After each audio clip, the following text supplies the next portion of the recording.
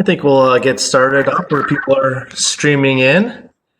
Just to sort of, since we only have an hour here. So, hi, I'm Derek Gunderson, and on behalf of the Workforce Science Project at the Northwestern Center on Law, Business, and Economics, I want to thank you for joining us for the Talent Analytics webinar on next practices in talent analytics. And just some housekeeping items. Please be sure to submit questions for our panelists via the Q&A function only. This is located in the lower right-hand corner of your screen. Please do not use the chat function for panelist questions. The panelists and moderators will only be monitoring the Q&A function. So at this point, I would like to introduce Deborah Weiss, Director of the Workforce Science Project. Deborah, I'll let you take it from here. Thank you. Thanks, Derek. I'm Deborah Weiss, Director of the Workforce Science Project.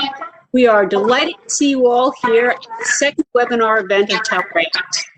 Now, we use the abbreviation TALREOS because otherwise we'd have a very, very long name. We started out about 7 years ago as the Talent Analytics Leadership Roundtable. And in the past few years, we've been adding a lot of content directed at economic opportunity. And so we've added Economic Opportunity Summit to our name to reflect that commitment to employment quality. So that would be a mouthful if we tried to say the whole thing. So we just go by its abbreviation, TALREOS. Today, we're going to be exploring the newest frontiers of people analytics. We have a stellar panel to discuss this. We have Michelle Deneau, who's head of Employee Insights and Technology at Adobe. Tamika Hill-Thomas, who's data scientist and associate director of advanced people analytics at UI, and Serena Huang, global head of people analytics at the Times Company. Our moderator is Amit Mohindra, founder and CEO of People Analytics Success. We're going to end at 2 p.m. Central, but we will afterwards invite you to hang out and talk to the panelists, just as you would be able to after a real-life seminar, which hopefully one day we'll be able to have again. I'll now turn this over to Amit. Thanks, Amit. Hey, Deborah, thank you so much. And just so we have some good sound quality, I'll request everyone to please place themselves on mute until you have something to say. My name is Amit Mohindra. I'm the CEO of People Analytics Success. I advise companies and organizations how to achieve success in people analytics.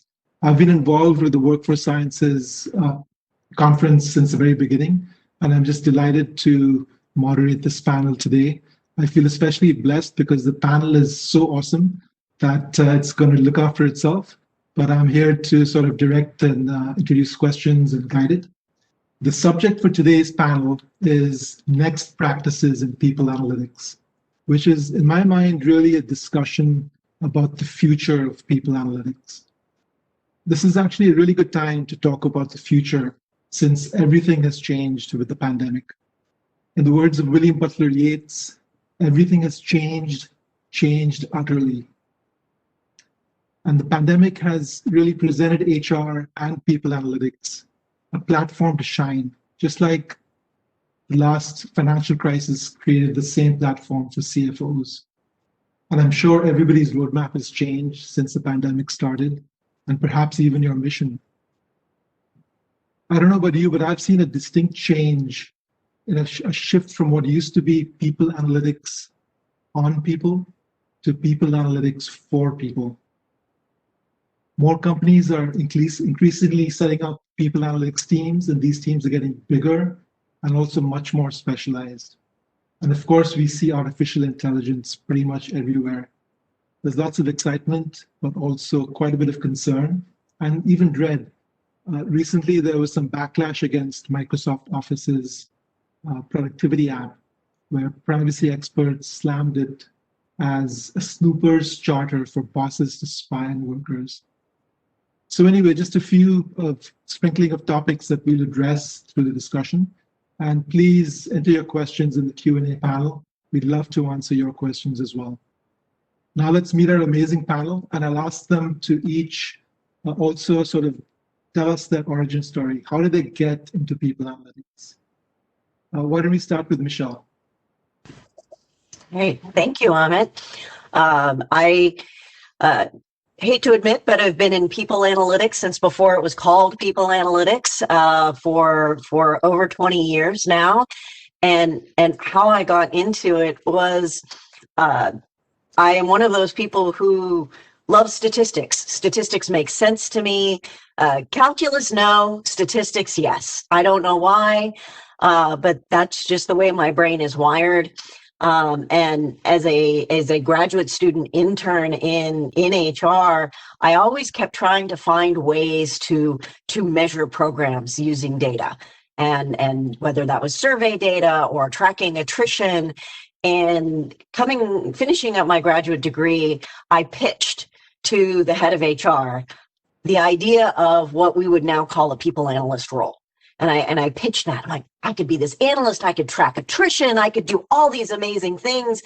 And the head of HR said, Michelle, we really love you, you're great, but there'll never be a need for a full-time data person in HR.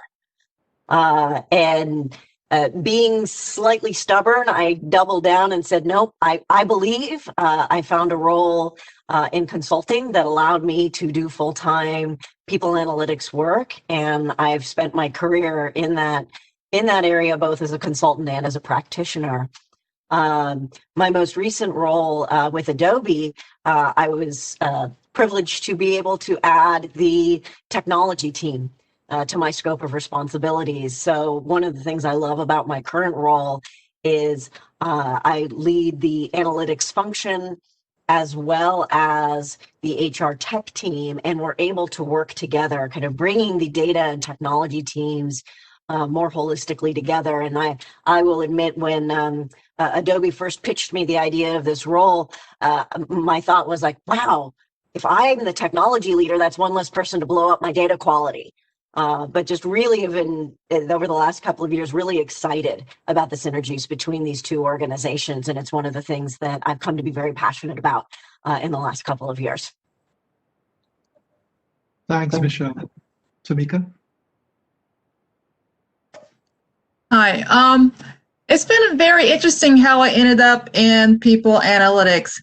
I do have a lot of education. I have a master's in statistics, and I have a PhD in economics focusing on labor and econometrics.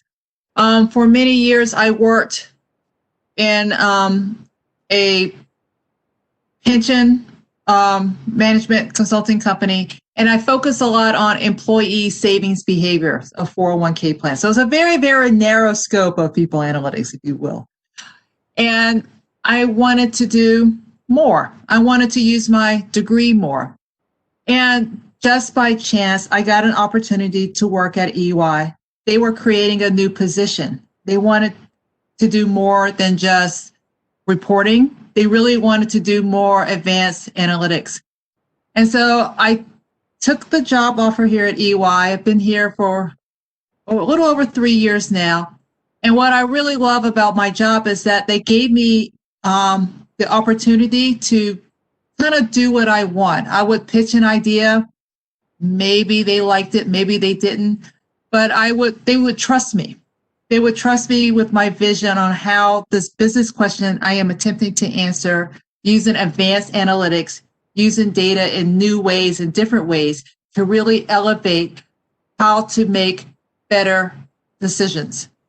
And I've had, luckily, 3 or 4 projects that were very successful. And once I, revealed my results, showed them what was possible, they immediately wanted more and more and more. So it really just kind of started off with an idea that I had and faith from EY to really kind of help me develop this role that I have doing advanced analytics for them.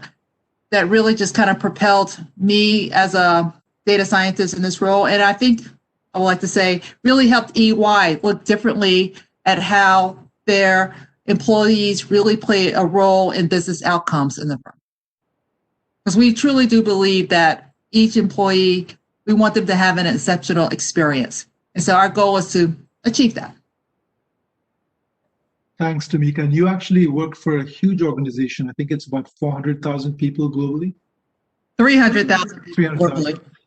That's amazing. Serena. Sure. Thanks for having me. Hi, everyone. I'm Serena Huang. I lead Global People Analytics at Kraft Heinz. We make your favorite ketchup from Heinz and mac and cheese. I too have a PhD in economics and also specialize in labor and econometrics. So we have two good friends in the house today. I started. Oh, I wish this was in person. You have no idea. This was always the one conference I really look forward to every year. So fingers crossed, 2021, right? That will be the year. So I started in consulting, doing labor and employment litigation consulting for a couple of years, really focusing on the numbers and testifying expert, that type of work. Really interesting, highly stressful, and definitely got my hands dirty in all kinds of people data that you can think of, structured and unstructured. I then went to Deloitte for a couple of years, focusing on M&A and reorgs, more on the financial side. So every job move I've made, I've always been motivated by what can I learn. So at Deloitte, I got really great at working with financial forecasts, for instance, that something was new to me. And then I really missed the labor economics. I missed people data. And when GE was looking to build out more, at the time it was called workforce analytics and workforce planning, I decided to take a shot. And I figured, you know what, if I didn't like it, I could always go back to Deloitte. And I've been with many other companies building people analytics from the ground up since then, and no regrets so far. So at GE, I led people analytics at aviation business that makes jet engines, transportation that makes locomotives for trains, and then moved on to Coke Industries, which is a very large private employer in the US, also a large company. I led the analytics for their transformation as they were going to the cloud, consolidating multiple HRIS into one system. Lots of fun there. Blood, sweat, and tears for sure. And now at Kraft Heinz, excited to continue to build people analytics there. Also own employee listening strategy. We are now, I'll talk a little bit later about this. This is a perfect time to listen to employees, right, in the pandemic year when we cannot be in the office. So really excited to have that and in my responsibility as well. So nice meeting you all. Thank you, Serena. So as you can see, everyone, a truly impressive panel. And I think maybe for the first time in people analytics history, we have the labor economists outnumbering the IO psychologists in the field. So Michelle, be careful because we have actually 2.5 labor economists and econometricians. That's my training, but I never finished the PhD, but we have 2 full-fledged PhDs right here. So let's, as we talk about the future, maybe a good place to start is where people analytics actually began, which is in reporting.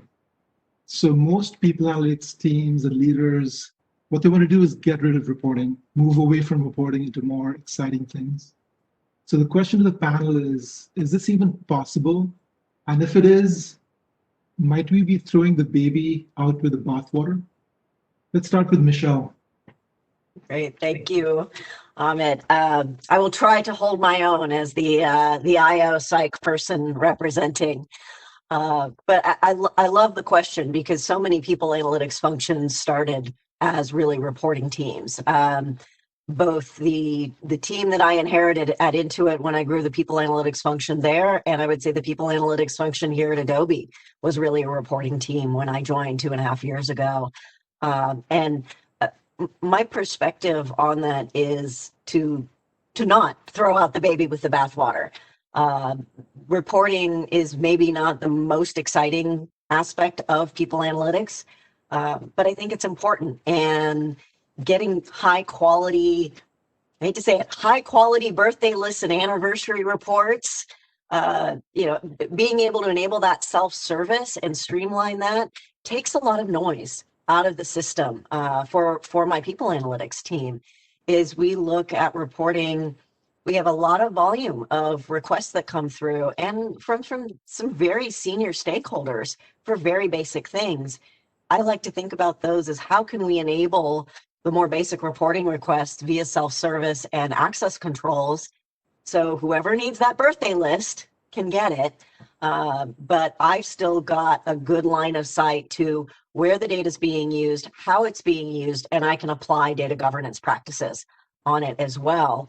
And I'm not sure about other organizations, but I do find quite frequently folks get pretty creative with some of these reports. And if you're not aware and managing the content of the basic reports, well-meaning colleagues across the company will try to take those and create some of the more, analytically challenging metrics and predictive models, and they won't do it right. I mean, that sounds harsh, but they won't, because they're not people analysts. So I really view keeping that in-house and pushing it through a more of a self-service scalable model is the direction I've gone with my teams. The other side benefit to that for me is it's a nice way to grow talent.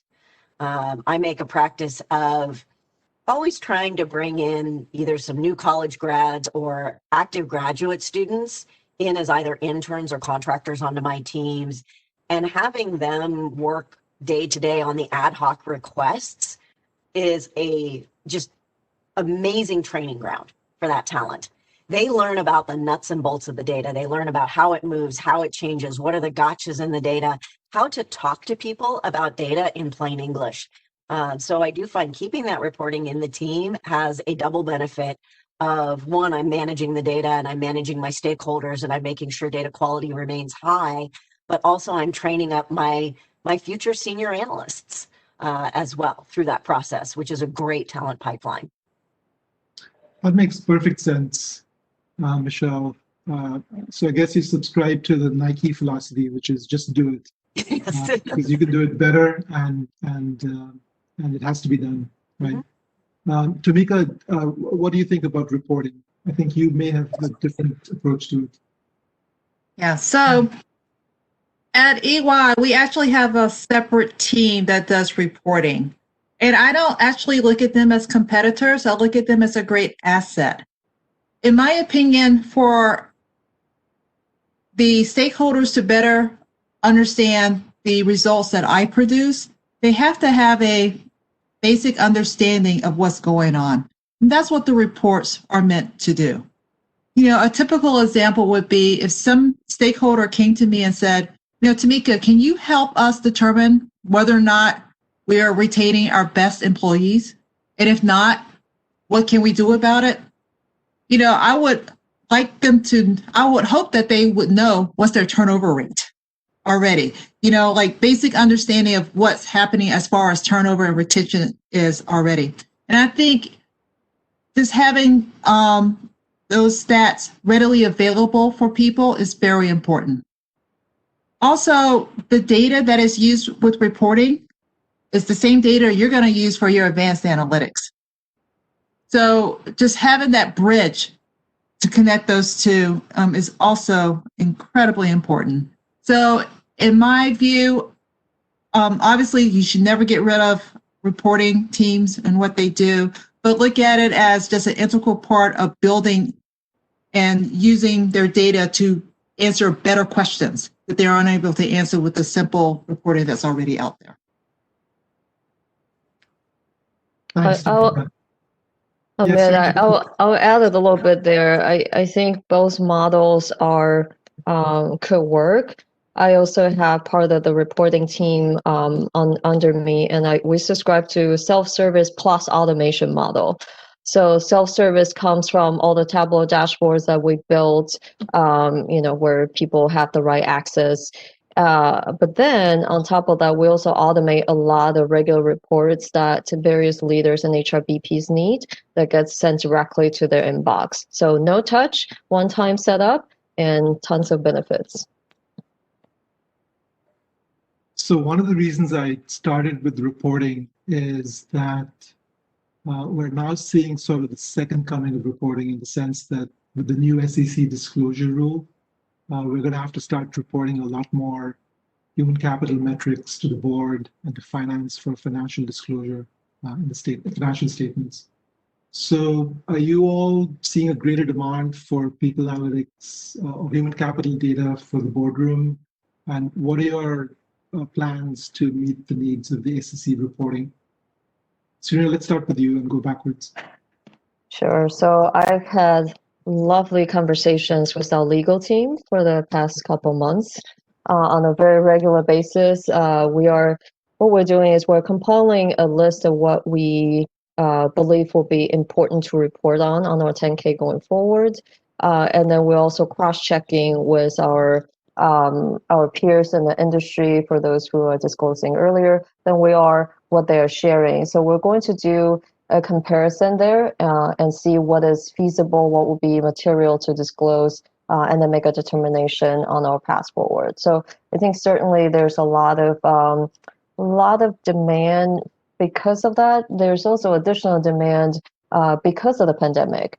Again, going back to an earlier point on, we can't really see employees in the hallways anymore by the water cooler. The only way we know how they're doing is by doing analytics and asking how they're doing at times, right? So there's also greater focus on employee engagement as a topic.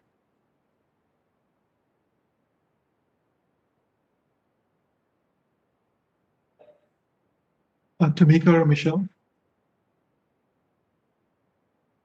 I can go ahead. Because EY has 300,000 employees globally, in a lot of the European countries, there's already a system in place that helps deal with the human capital oversight that some of these standards that the SEC has. So we're very familiar with some of these rulings already. We already practice them. Right now, specifically in the US, we're having more conversations with our legal team to make sure, for instance, how we collect our data, how do we report our data, ensures privacy, as it meets, standards as far as regulations are concerned, as well as EY specific regulations that we have as well.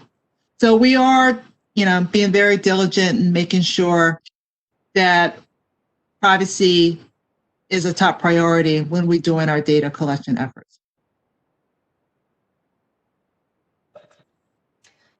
For us at Adobe, Amit, you were asking also about board of directors. We, on a quarterly basis, provide a pretty robust set of people metrics to the board, attrition, hiring, headcount, span of control, as well as a perspective on it, sort of the insights on what do we think this is healthy? Do we think this is right, given the growth that Adobe is undergoing or where we're at with certain maturity phases of our business? So that's part of our ongoing quarterly kind of wrap up for the board of directors. When it comes to some of the external disclosures, certainly I think similar to Serena having lots of conversations with legal and privacy, we're spending a lot of time figuring out what's the right thing to share externally. But one of the things that I've really enjoyed about my time at Adobe is we've already been pretty forthcoming about a lot of metrics that we would think to include, including our diversity and inclusion metrics that we share very broadly internally, but as also externally as well. So we're looking at that, some of those metrics as a base jumping off point for how do we take our already existing standards and the things that we share and maybe just broaden them up as well. So just continuing on that journey of sharing attrition data, hiring data, and getting more robust on, I love what we're saying about listening. Right now is a time to really start listening to our employees. And even just this morning, I had the opportunity to present to our CEO and his staff on our latest round of listening for our employees. And how do we use that to really make sure our employees are holding up through these really trying times? And the things that we're doing there are things we're also considering sharing publicly, because we consider engagement and employee sentiment crucial to our company continuing to be the innovative tech company that it is. So even looking at some of those types of survey results, do we start to share those externally is certainly on the table for us. Yeah, that makes sense. I think these human capital disclosures are going to be pretty big for people analytics teams. I think at some point we have to go beyond what legal is thinking or doing or allowing us, and perhaps take a lead on this. So let's move to another sort of pillar of people analytics, which is workforce planning, right? So often people analytics teams are also charged with workforce planning. And there's been a resurgence in interest in workforce planning that at least I've seen. And perhaps it's because of the increasing uncertainty that we're facing in the world. But what's the story with workforce planning in your organizations? Do you see it? Where do you see the future of it in its current incarnation with the current uncertainty that's only increasing? Michelle, you want to lead us off on this one? Sure. I think not dissimilar to what we saw in 2008. Workforce planning got a whole new sense of urgency with COVID. For us at Adobe, it became about suddenly, instead of about growing the company either through acquisition, organic or inorganic growth, it became more about how do we redeploy talent. And that became a huge focus for us. And I think too, thinking about the underlying data, the information we have available was critical in allowing us to make some of this pivot to say, okay, what product folks do we have in an area that maybe isn't going to sell as much, that we could pivot into a product that we know is going to continue to work forward. So we were able to make a bit of a pivot. I think where we're struggling, which I know others are as well, is how do we get even crisper about that? How do we get to that skill understanding? It was a scramble, and it was a lot of folks kind of mobbing together to put together redeployment plans for talent. How do we get better at that in the future? How do we get faster at it in the future is going to continue to be our focus. Prior to March, we had also spent a lot of time from a workforce planning perspective thinking about our location strategy work, what we're going to be, where we were going to invest in the big shiny new buildings and the fancy amenities that all those engineers love. They're near and dear to their heart. We've had to make a major pivot there. How do we think differently about the workplace? We've started opening up some offices and finding mixed results. Some folks want to go back in, but once they realize they have to sit 6 feet away from their colleagues and wear masks and can't use conference rooms, they don't want to come back in. So really starting to rethink location strategy. How do we think about our locations? How do we think about that from a D&I perspective? And it's really, this COVID situation is pushing us to do resets on how we look at workforce planning on a number of different fronts, which to me is just a super exciting thing. Love it, getting to try a lot of different perspectives that we maybe couldn't before, and also thinking about what's the new data that we need to start capturing and curating to be able to make different kinds of decisions that we didn't have to make before. Yeah, I think it's sort of a broadening as well as a deepening of workforce planning, makes it much more wholesome, but then much more demanding in terms of information needs. And I see also the blending of strategic with now tactical. Almost, how do you begin to bring people back into the office, almost like staffing a shift or a retail store. Serena, what do you think about the future of workforce planning? Yeah, definitely can see that it's becoming more important, not just because of COVID. We as a company are also in the middle of a digital transformation. I know that's been a buzzword for many years. And for us as a food company, if you think about e-commerce, right, being much more important as people have to stay home, and we realize there's a whole new set of skills we need our employees to have to be able to succeed in the future. So we've implemented workforce planning software this year, and that's more focused on the cost and financial side. And next year we want to expand that into incorporating skills. And I know that's it's much harder information to capture, but extremely valuable once you have it. So We're looking to capture that and do a much better job so that we can do workforce planning based on skills rather than just jobs and roles. And Tamika, any thoughts about workforce planning for an organization of 300,000, which is so skills-based? I would imagine it's huge for you guys.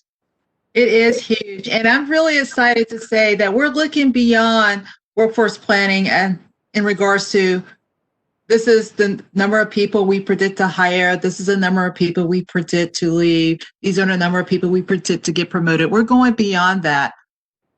This year, we're focusing on 3 things. One, on career development. That has become a high priority of learning new skills within. The second is looking at the skills in general. What do we need now? What do we need in the future? And really becoming very crisp in defining what these skills are and what these roles will be. And then a third pillar that I think is really important is making sure that we continue to be diverse and inclusive in the future as we move forward with workforce planning. So looking at those 3 pillars, we really are redesigning how we think about new employees and current employees at EY and how they will think about their career here in this company. I have to ask you a demand and supply question, Tamika. And Serena, don't worry, I'll ask you one later on too. But matching the demand and supply for roles within a big company like yours, for example, right? Internal mobility, trying to have people find careers within instead of having to leave outside. This definition of skills is really a problem because it's hard to standardize and agree upon. How have you managed to tackle that problem? Okay, so we're starting small. We're just starting at this year. We're starting small. We're looking specifically at our technology roles, making sure we have those clear defined roles put together, and then having assigned skills associated with those roles and ranking those. And once that pilot goes out, we're going to expand it to other positions in the company. And as we do this, we're going to be thinking more about how our training or the learning courses that we offer align with this. We're going to be thinking about recruitment and how we're going to, whether we need to hire new people or if we're going to build within the training. And, again, this is all tied in with diversity and inclusiveness in mind. Great. And are you using an internal taxonomy or ontology of skills, or are you using an external one? We're working with IBM to help with the skills that we're definitions. So it's a joint effort with IBM and the HR skills people here in the company. Sounds good. So let's pivot a little bit from workforce planning and talk about research. So people analytics has largely relied on quantitative research, right? And I think probably to get away from the squishiness of HR, perhaps just more numerical stuff. But increasingly, there's a need for more qualitative research through interviews, focus groups. And I think one really important place where this is necessary is trying to understand how people are truly doing in this new environment, but also in the area of inclusion and diversity to understand somebody's lived experience in an organization as opposed to just the diversity metrics. So anyone from the panel, any thoughts about the importance of qualitative research and whether that's sort of in the future of people analytics as well? Yes. Go ahead. Right. Okay. So this year, as you know, during the pandemic, health and well-being have become much more important. They are now C-level problems. CEO wants to know if employees are healthy, how they're doing. And so this year we launched our very first ever in history global health and well-being survey in the summer because our leadership team wanted to know how people are doing. Never done that before, had to get lots of legal sign off, of course, to be able to do that. And what we found was that definitely consistent with some of the external research and news articles you're seeing, people are stressed. the pandemic is taking a toll, and this was over the summer. So all the fun of baking banana bread is out the door. By this time, you are tired and you want to get out, but you still can't. And what we found was some of the comments were slightly. It's hard to tell where the problem is coming from, but we could tell that some managers are having a hard time managing remote teams because they've never done it before. So we decided to host a follow-up focus group with various managers to get a sense of how they're doing and how their teams are doing and what kind of check-ins they've had, successes, so we can share out within that community on how do we support each other. So that's, again, a sensitive topic on stress, burnout, health, and it was really good to do those follow-ups in confidential focus group settings so that we can get the context as well that might be missing from the qualitative data that we gathered.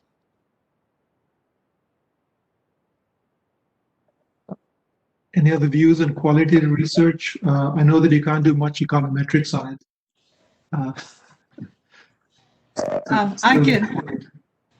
I can go ahead and answer. Right now, employee listening is a very, very important topic right now at EY. We're actually redesigning new surveys, bringing out new surveys to better understand the well-being of our employees. And we're learning new things, just like what Serena says. People have been very stressed during the summer. We have been working really hard to help, provide ways to help relieve that stress to them. What I've been doing personally is taking these survey results and kind of comparing it with the administrative data we have to look at if what they say is really what they do. It's really just look at the business outcomes and how the current well-being of our employees is impacting our revenue, our finance, our utilization of employees, et cetera. And that just again gives us a better understanding of our employees and their well-being and what they're doing. On another note, I know that I had mentioned at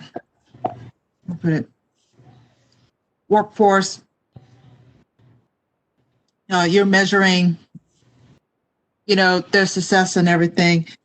It's been very interesting because with our surveys before, prior to the pandemic, there used to be an annual process. We're now making it actually more often. We're doing it monthly so that we see as the pandemic moves along throughout the year, has there been any changes as well? But that's another, I think, added thing that we've been doing over the past couple of months. But similar for us as well. We're surveying more frequently. The types of questions we're asking have changed quite a bit as well, to try to be more sensitive to workload, burnout. We've always had strong engagement items, but some of the other new items we're adding in, and then taking that as almost a jumping off place, understanding the populations that may have specific hotspots for us and following up with focus groups. Maybe it's our executive team, right? Our director plus, or maybe it's our frontline people managers, and using our survey results to further probe and go deeper in focus groups in a more targeted way, as opposed to what I've seen happen before is you send out the survey about the survey results, right? So you get your results, you analyze them, and you have more questions. So you just send out another survey and ask people to tell you why they answered the way they did. Really trying to use focus groups and interviews to probe deeper, but in a more precise way, as opposed to doing that in a blanket way. I think the other way we use a little bit more qualitative research approach is more on our workforce planning side from a workforce intelligence perspective, trying to understand what's going on in the industry when it comes to contingent workers and doing a lot of focus group on type of work or how do you deploy, location strategy. What do we love about a location? What's not as good about a location? So bringing a qualitative and quantitative perspective to workforce intelligence as well. And I have a researcher on my team who that's her focus area, which with whatever the big kind of project of the quarter is, whether it's remote work or contingent or location strategy or skills development, she focuses by looking both at a qualitative and quantitative, which I think it really increases the confidence that the business leaders have in the strategic workforce plans that we're putting together. Yeah, that's incredible. Clearly, everyone's doing a lot more work in employee listening, deepening, broadening as well. But what about things like organizational network analysis, not active where through surveys, but passive?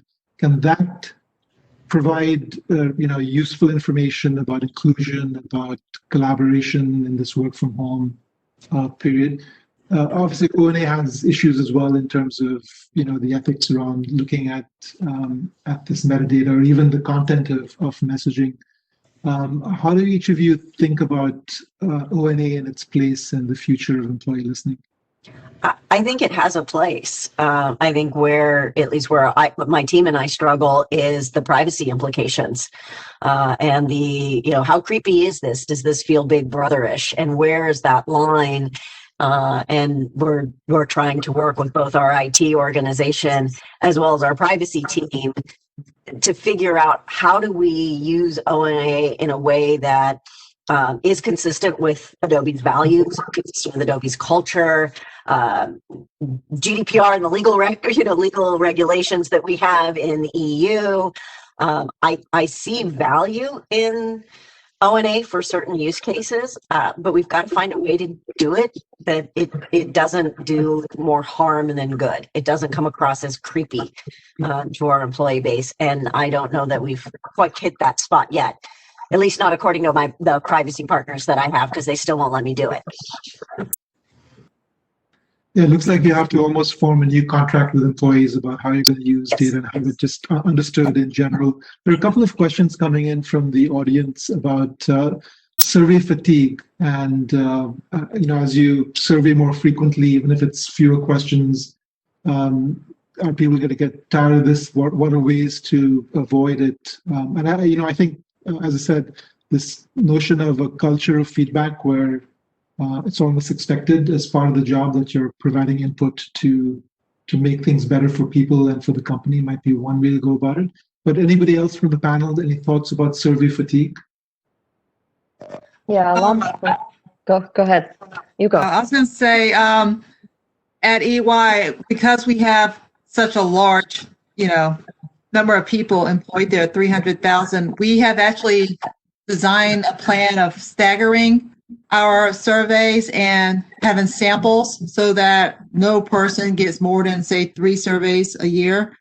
And that's been working out very well for us so far. I think, though, our challenge is how do we make these surveys make sense? And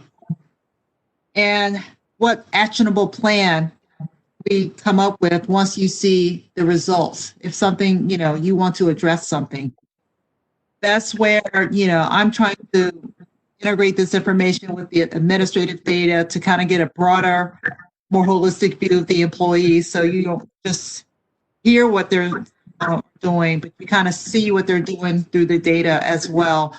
And that is a challenge as well, because one, of course, as we mentioned before, privacy is a concern.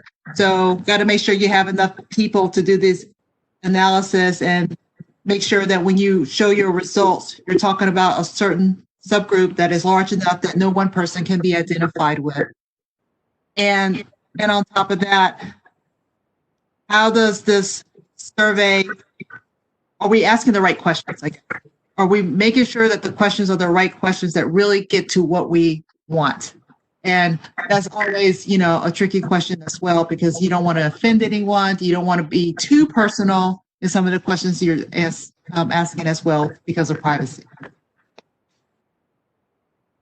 Serena? Yeah, I get asked this question almost on a weekly basis now, because we've gone from annual engagement survey to something much more frequent this year. My short answer is there's no such thing as survey fatigue. There is a lot of inaction fatigue. So in organizations, when you get tons and tons of survey, you stop filling it out the moment you think nothing will be done to it. Nothing will be done to your feedback, and therefore you're refusing to provide it again. So to deal with that, a couple things. One, we design our questions asking whether or not it's actionable. If it's not an actionable question, or if we won't take a different action based on the answers, then we're not going to ask the question. That's number one. And then number two, we also ask questions around to get a perception within the survey itself, whether or not the participants think something will be done with their feedback. So that's an actual question we include in the survey itself that I will continue to monitor, and gives me a sense of how employees think about the action planning that has happened in the past and their perception of what will be coming in the future. So you can also cut that data in very interesting ways to see whether or not you have a specific function that is getting close to having that inaction fatigue. So participation rate also really helpful to monitor, right? As we have done more frequent survey this year, they were on different topics. It wasn't the same questions over and over again.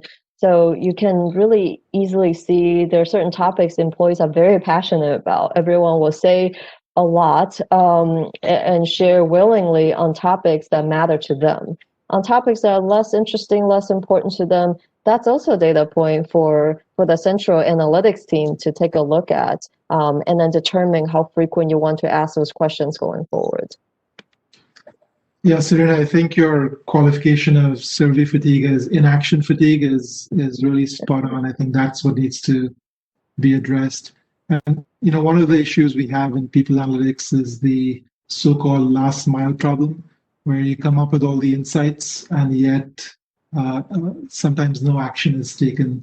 So Tumika, can you talk to us about this? What, in your mind, what contributes to this gap between insight and action, and how do you think we could close it? Well, one of the things that I have to do is sell them the idea. Sometimes with stakeholders, they don't, they just don't know what they don't know. So when you give them, you do this project for them, you show them the results, and they're like, wow, this is really cool. This is very interesting. And then they kind of look at you and, wait for you to say, what do I do with this? So I often give proposals. These are 5 or 6 proposals that maybe, you could move forward with in addressing some of these issues that have come out as a result of this research project. And just kind of help guide them to think about the actions that they can take. It's part of my job. One of the things I try not to do is just give people the results and just walk away.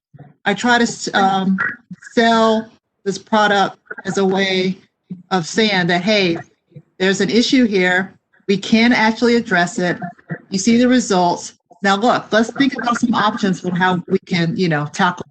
So I think it's very important as a people analytics to not only just provide answers, but also provide a list of, actionable solutions in addressing some of these things. Yeah. Michelle, I'd like to turn to you because you have this remarkable job of leading both analytics and technology. And I know that, as we said in the beginning, digital transformation is this big buzzword that everyone is using these days. But at Adobe, you've actually been doing quite a bit of digital transformation. Can you tell us briefly about that?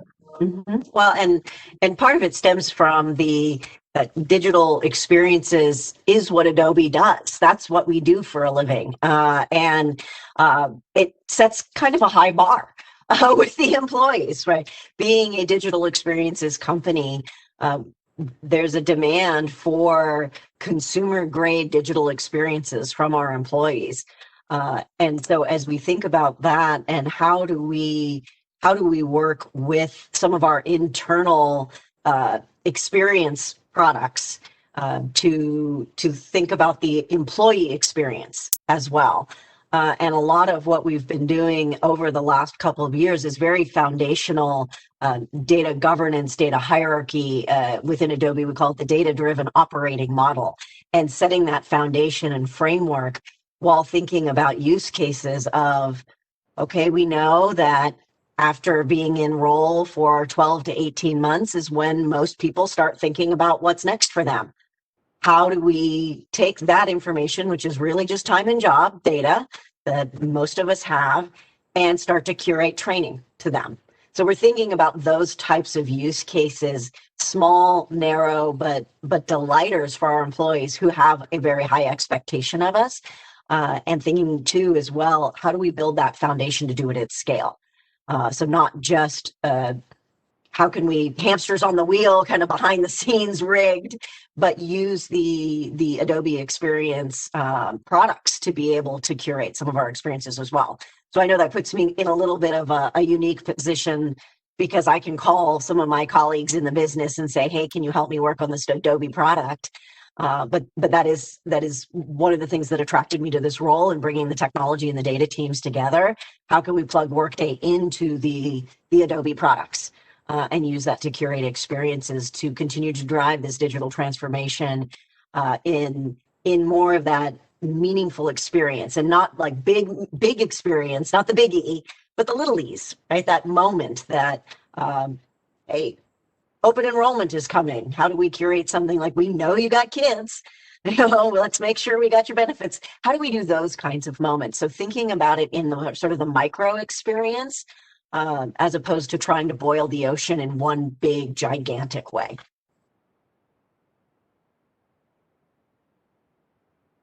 Oh, Amit, you're still on mute. Thanks, Michelle. So we have, right, you're still on mute. That's the quote of 2020. that is indeed. Someone should have a T-shirt. So we have maybe 5 to 6 minutes left, and I do want to try and squeeze in some audience questions. Let me ask this one last question, because I'm a card-carrying member of the American Economic Association. But maybe Tamika and Serena, can you tell us why we should be hiring economists into people analytics roles?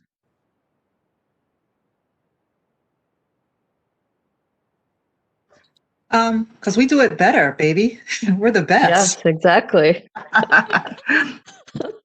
It's all about supply and demand. Every problem boils down to supply and demand. You know this. There's 3 of us here. Yeah.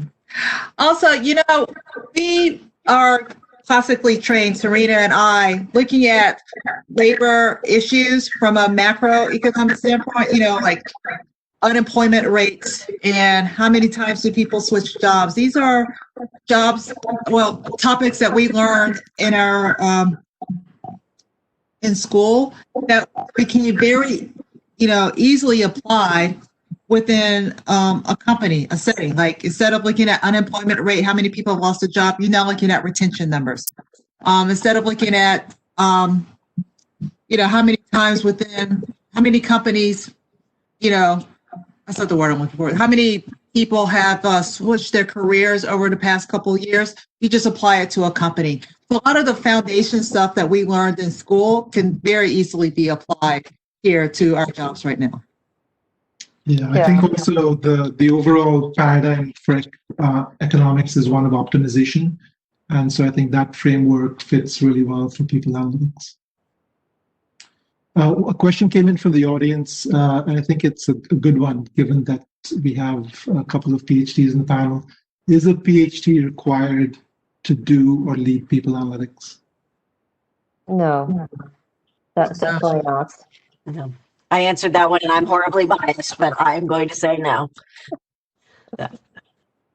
Not that it doesn't help, right? I think it's one of those the skills that we need to have can be gained through a couple of different paths. And I think that's one of the exciting things to me about people analytics. As I look at my people analytics function, they come from a variety of places, including labor economics, right? So being able to pull some really compelling skills into this relatively young field is part of what's exciting to me, and learning things from different disciplines.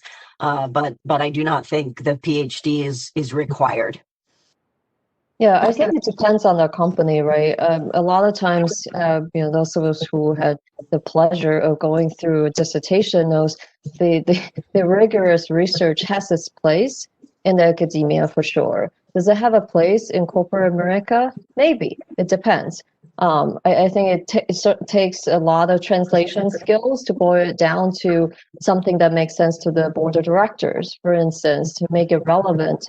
But the rigorous research skills comes in handy when there is a place for it, for sure, or if you can build a demand for it. So when I was hired in Kraft Heinz, our CHRO told me that she wants my team to do research and to produce white papers that the entire Kraft Heinz company can read.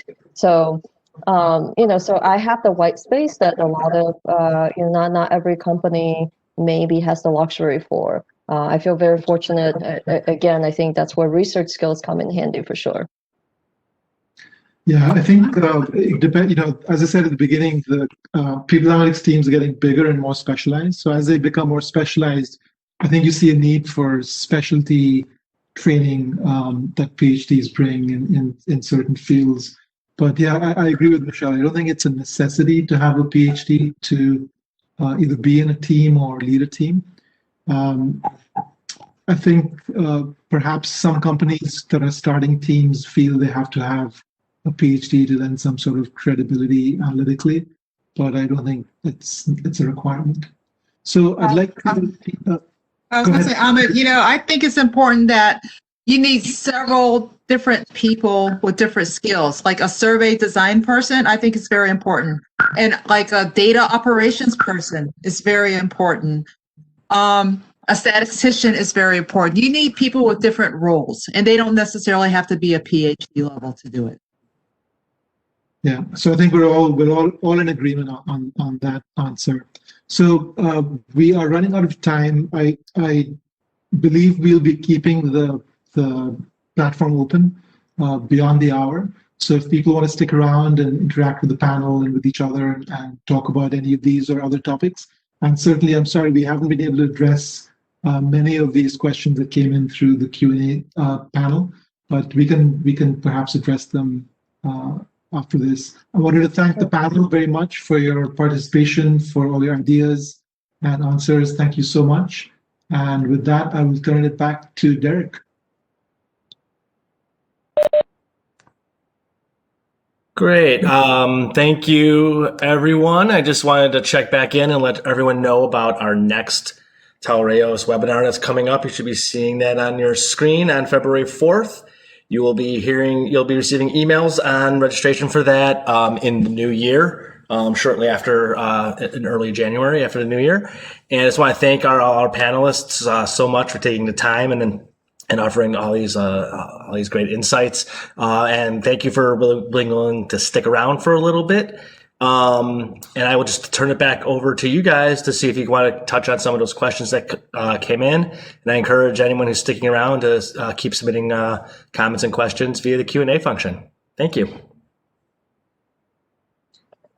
I unfortunately cannot stay this time. Thank you everyone for having me. Feel free to reach out on LinkedIn, and I will see you next time. Thanks, Serena. Take care.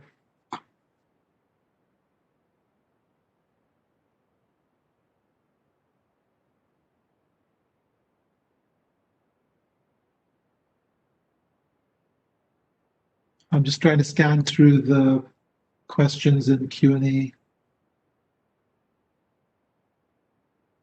There's a question about, in addition to surveys, what data are panelists using or would like to use for health and well-being metrics? Do you guys source these health and well-being metrics from anywhere? Benchmarks, perhaps? So some of the data that we're using, we're looking at case data through our ServiceNow, contacts with employees and the kinds of outreach they have about wellness or questions about some of our COVID benefits. So we're looking at volumes. We are getting anonymized data from our benefits vendors around use of certain benefits. so that we can understand, have volumes increased on, say, some of our mental health, the EAP type benefits.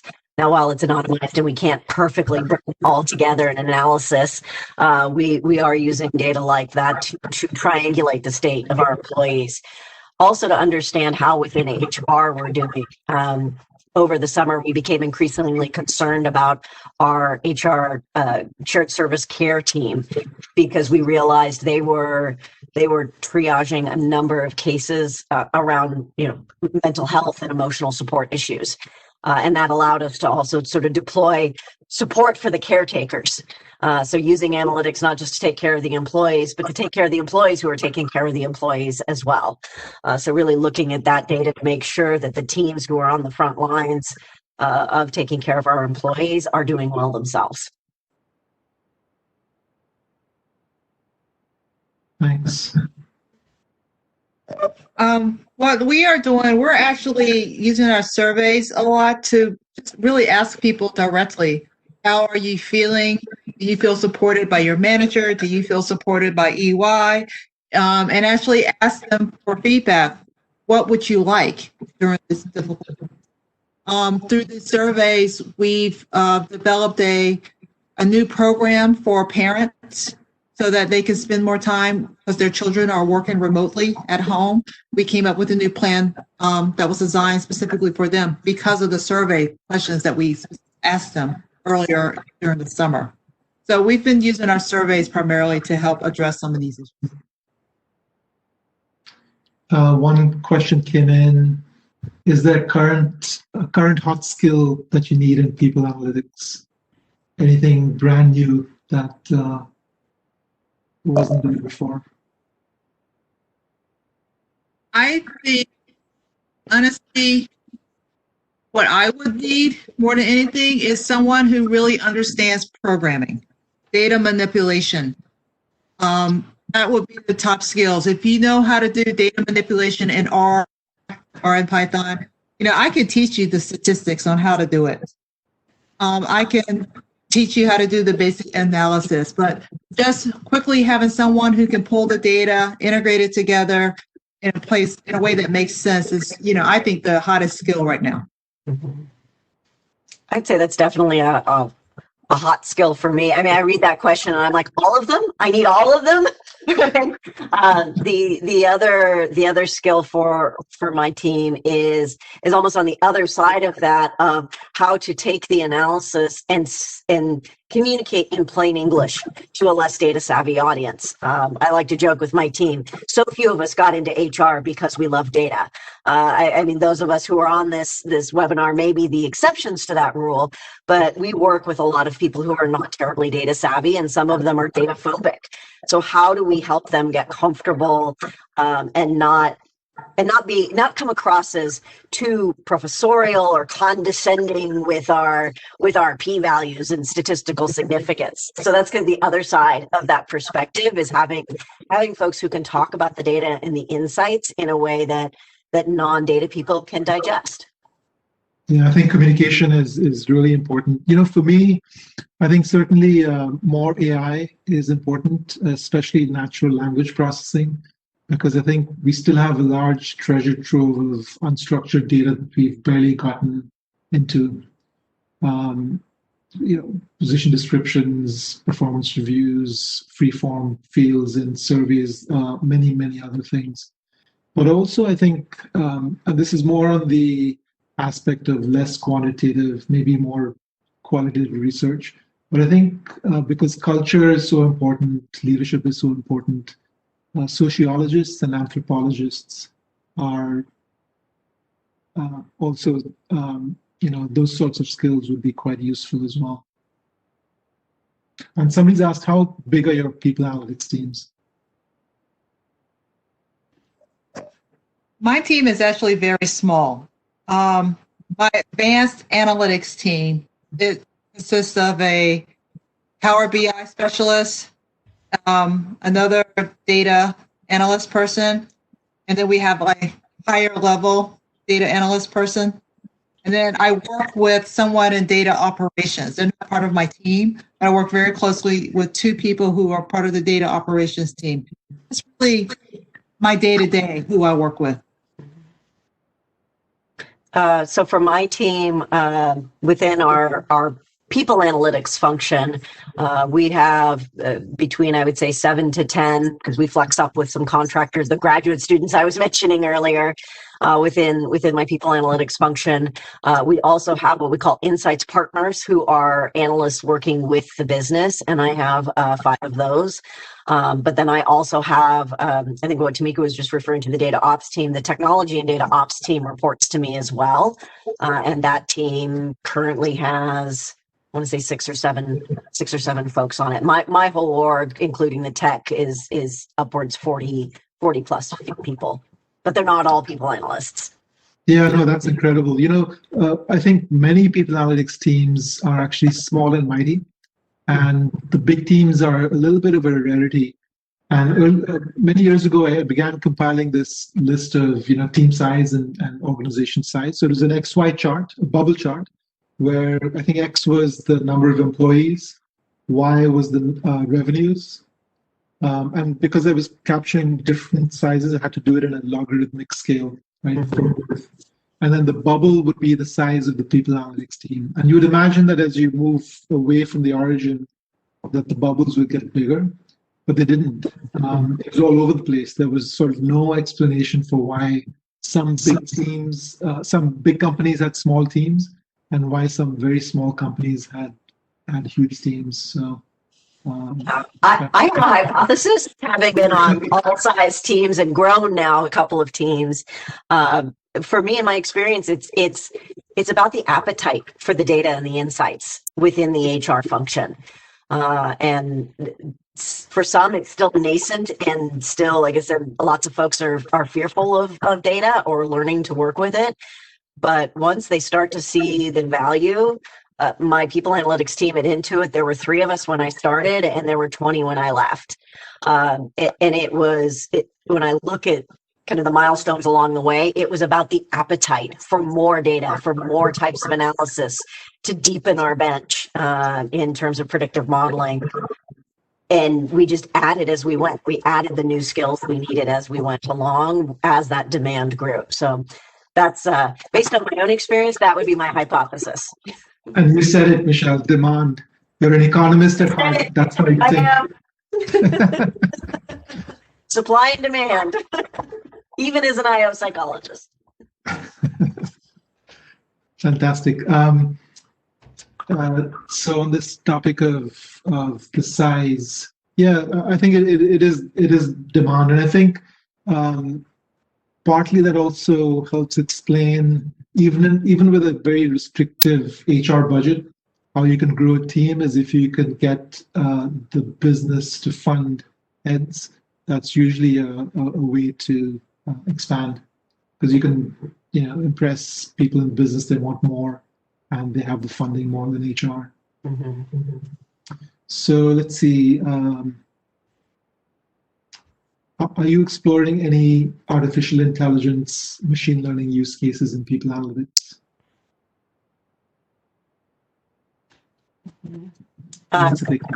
We're certainly yes on machine learning, and also, as you mentioned earlier, NLP as well, the natural language processing. Because to what you said, Amit, there's just a wealth of data that we haven't sufficiently mined yet. And a number of years ago, Adobe quite famously moved away from performance ratings. So I've got a bit of a blind spot that I'm not used to having when it comes to performance. And how do we think about taking some performance feedback data in absence of a rating is something that we're exploring and looking at. And then the ML is more on around things like case routing, candidate routing, to simplify and streamline some of our technology experiences. And this is where I get excited about bringing the tech and the data teams together. How do we use the data to streamline some of our processes and help with some of the routing of things? So that's where we're starting, and we're just sort of exploring it. As I said, we've spent the past 2 years building a lot of data foundation with these use cases in mind, but we're just starting to explore. Yeah. Tamika, you have a huge N, so you must be doing lots of machine learning. Yes, we are doing a lot of machine learning. That's why that having a computer programmer, somebody who's an expert in R and Python is so huge for me. We need that person.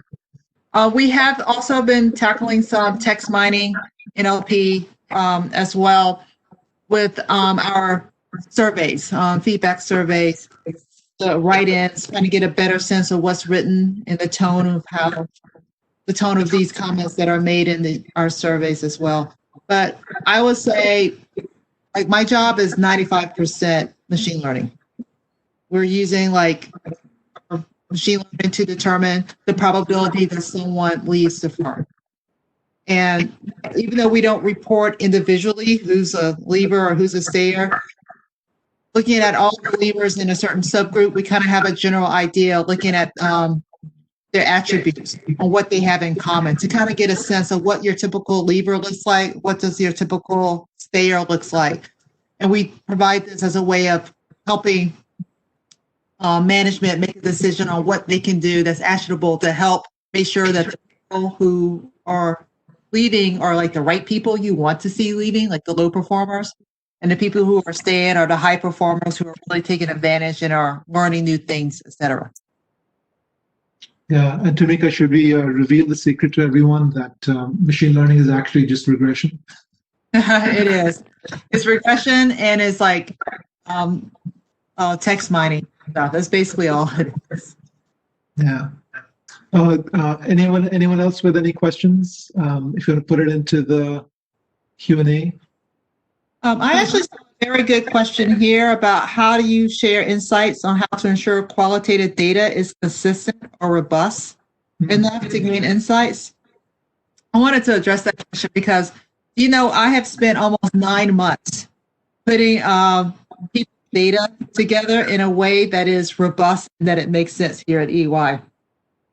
As you know, we have 300,000 people that work for EY, and we're represented in 155 countries. So there's different, there are variables like salary that's going to vary from country to country because of the inputs that are in there. Some things that are included in salary is in one country may not be included in another. For instance, in America, we get on the spot bonuses, these small bonuses. That's considered part of our salary. Other countries may not do that. That's just part of their structure. So how do we compare apples to apples when you're looking at salary? A decision has to be made about that. Also, and making sure that our data is consistent, is updated regularly. It's something that we've been working on literally for 9 months. And we have just put together a longitudinal data set where we have put together our performance review information, our core HR information, our training information about our revenues and sales. It's a longitudinal data set that is actually updated so that we have a more holistic view of our employees from the day they start until they end. So things like, if they get married, you'll be able to see that change. Things about timesheet, if they're charging an exorbitant number of hours to a client in, 2 or 3 months during our tax season, you'll be able to see that and then see how it may or may not come down after that. So we're taking all these data that normally existed in silos, came up with a strategy of how to standardize it, also came up with a strategy on how to ensure privacy on a global level, as well as how do we use the data so that there's no individual person that can be, identified with their data, that sensitive information in there is not included, but maybe an alternative that could be used instead. A perfect example is salary. We actually do not have salary in our database, but we have an indicator whether or not that person is above or below the median for a defined peer group. So we don't actually have numbers at all for the salary. And doing things like that. And now having the standardized data set, we have been able to do so much more research. Because now we can answer the questions that we weren't able to answer before in a much more efficient and quick, much more efficient way. Because, the data's now there and we've set it up. Looks like you've created. I totally recommend that you guys start thinking about your data and integrating it and trying to think of it that way, because I think once your data is there, there's endless possibilities of all the projects. Right. Looks like you've constructed a nice big panel data set, right? So you have employee I at time T and whatever program or attribute J, K, whatever. So you can slice and dice. You can look at cohorts. You can look at event analysis. So a whole range of nice quantitative things become available. But the original question was validity and reliability and objectivity of qualitative data, which is always tricky, right? So it's how you collect the data, what you tell people. So it comes from our HR systems, and we do validate it. We also send it to the regions to verify our data to make sure that it's correct before that it's used. Yeah. Awesome. So guys, I want to be mindful and respectful of your time. I could go on chatting about this kind of stuff all the time, especially since you guys are awesome. But I'll look in the Q&A, and if there are no more questions coming in, then we might call it a wrap. So I'll give the introverts a little bit of time to put in a question, and then we'll see what the story is. We have about 14 people still remaining, so these are the diehard fans.